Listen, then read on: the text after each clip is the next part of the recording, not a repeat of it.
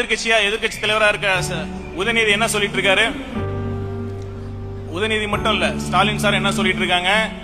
எப்ப வேணாலும் தேர்தல் வரும், எல்லா கூட்டத்திலையும் போறப்ப எப்ப வேணாலும் தேர்தல் வரப்போது நம்பிக்கிட்டு இருக்காரு. எனக்கு என்ன ஆச்சரியமா இருக்குன்னா, அவர் ஆட்சி பண்ணிட்டு இருக்கப்பதான் அவரை ஏமாத்திட்டு இருந்தாங்க.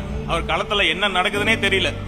அவர் சுத்தி இருக்கிற ஒரு 4 பேர் பேச்சை கேட்டுட்டு தமிழ்நாட்டில் பொற்கால ஆட்சி கொடுத்துட்டு இருக்குன்னு அவரா நம்பிட்டு இருந்தார். அதனாலதான் அவர் சொந்த தொகுதியிலே தோத்தார். அதே மாதிரி இப்பவும் அந்த சுத்தி இருக்கிற 4 பேர் அவரை தொடர்ந்து ஏமாத்திக்கிட்டே இருக்காங்க. ஐயா, இப்ப டிவிக்கு ஆட்சி ரொம்ப மோசமான ஆட்சி கொடுத்துட்டு இருக்காங்க, அதனால மக்கள் பெரிய ஒரு அதிருப்தியில இருக்காங்க, மக்கள்லாம் சேர்ந்து இந்த ஆட்சியை கவுத்துருவாங்க, எப்ப வேணாலும் தேர்தல் வந்துடும், நம்ம ஈஸியா ஜெயிச்சிடலாம் அப்படின்னு இப்பவும் அவரை ஏமாத்திட்டு இருக்காங்க. பாவம், அவர் நினைச்சா அவர் சொல்றதை பார்த்தா சத்தியமான கோவமே வரல, பரிதாபம் தான் வருது. அதனால நல்ல ஒரு களத்துல என்ன நடக்குதுங்கிற உண்மையா சொல்லக்கூடிய ஒரு ஆட்களை அவர் பக்கத்துல வச்சுக்கிட்டாதான் அவருக்கு நல்லது.